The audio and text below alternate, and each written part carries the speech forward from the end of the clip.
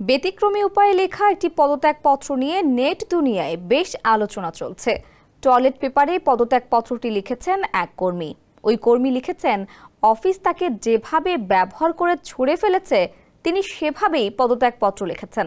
ভারতীয় সংবাদ মাধ্যম এনডিটিভির প্রতিবেদনে জানা যায়, সিঙ্গাপুরের একটি সংস্থার পরিচালক অ্যাঞ্জেলা ইয়েহো পেশাজীবীদের সামাজিক মাধ্যম লিঙ্কডইনে পদত্যাগপত্রের একটি ছবি পোস্ট করেছেন।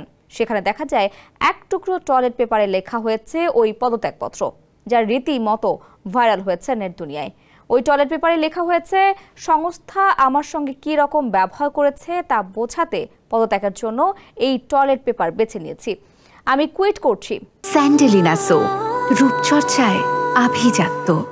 অ্যাঞ্জেলা টয়লেট পেপারে লেখা পদত্যাগপত্রটি শেয়ার করে লিখেছেন, কর্মীদের সঙ্গে এমন ব্যবহার করুন যাতে তাদের চলে যাওয়ার সময় কৃতজ্ঞতা বোধ থাকে। যদি কর্মীরা প্রতিষ্ঠানে কাজ করে অবহেলিত বোধ করে তাহলে এখনই পরিস্থিতি পর্যবেক্ষণ করার সময়। পোস্টটিতে নেটিজেনরা মিশ্র প্রতিক্রিয়া দিয়েছেন। একজন লিখেছেন, অভিনব পদত্যাগ, আমিও অনেকদিন আগে এমন কাজ করেছিলাম।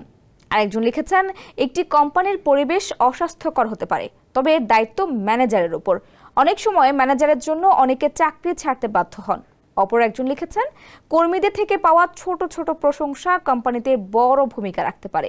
আসুন আমরা সবাই আরো ভালো করার চেষ্টা করি।